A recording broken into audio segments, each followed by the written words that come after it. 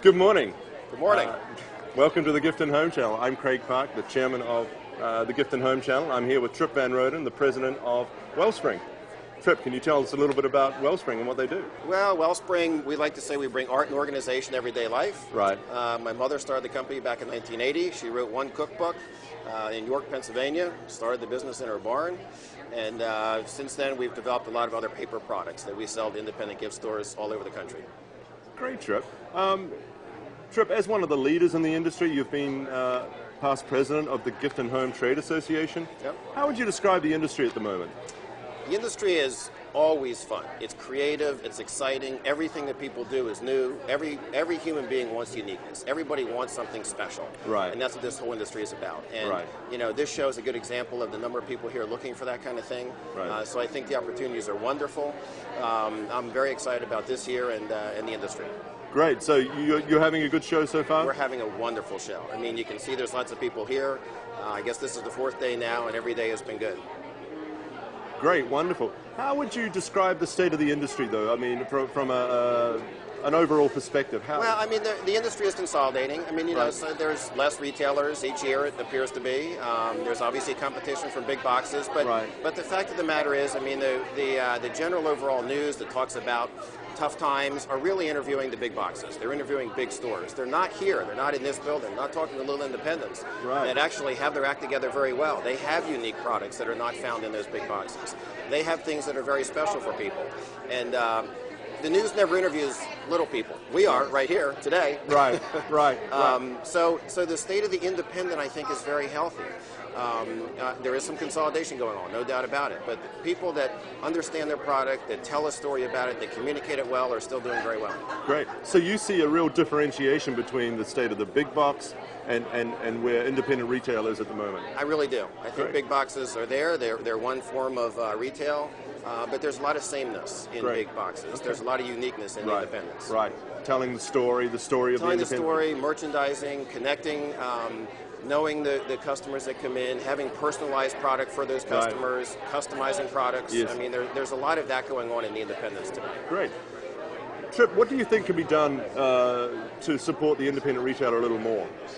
To actually, so they can really excel a little more? Well, you know, it's always easy to say just have great products. I mean, Right. that's the first thing that always comes to mind is have great new products. But it goes well beyond that. It's not just great new products. It's also the ability to ship those products on time in the season when the customer needs it.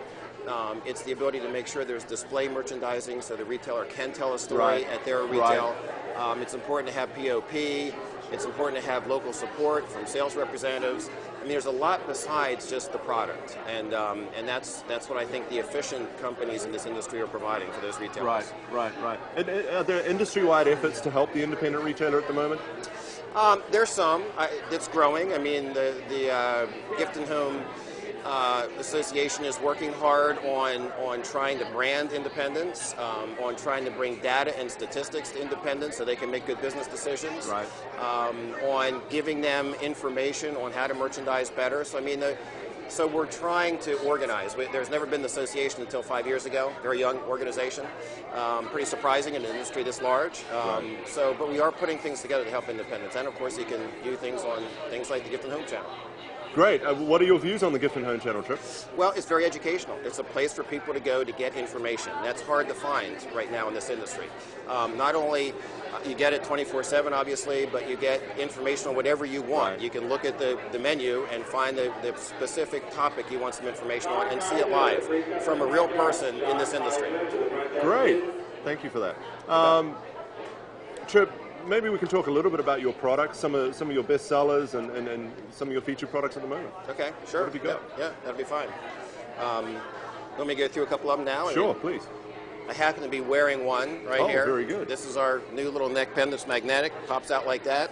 So it's an easy pen to use. It also breaks away like this as a necklace. Oh my gosh. So this is a very unique little product that we've had fun developing. So this is actually our best seller right now. But we have a variety of products, and Right. this year we've themed the art. So there's 4 or 5 or 6 different categories of products that have all the same look to it. So Right. again, it helps retailers merchandise a look and a feel. Right. Good.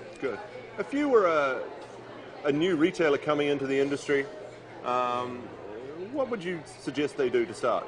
How would you suggest a new retailer comes into the industry? Well, I mean, first get here. This show is real important. This show is the beginning of the year. It's where a lot of people are. It's where most factories show their products for the first time. Right. So this show is certainly important.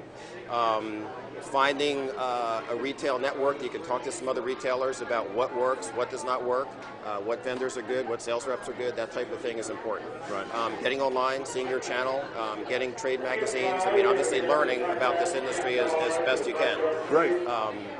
Otherwise, just get here, walk around, see, ask questions, talk to people, have lunch with another retailer and ask them what's working, Excellent, excellent. Trip, thank you so much. Appreciate your time and good luck with the rest of the show. Thanks. You're welcome. Cheers.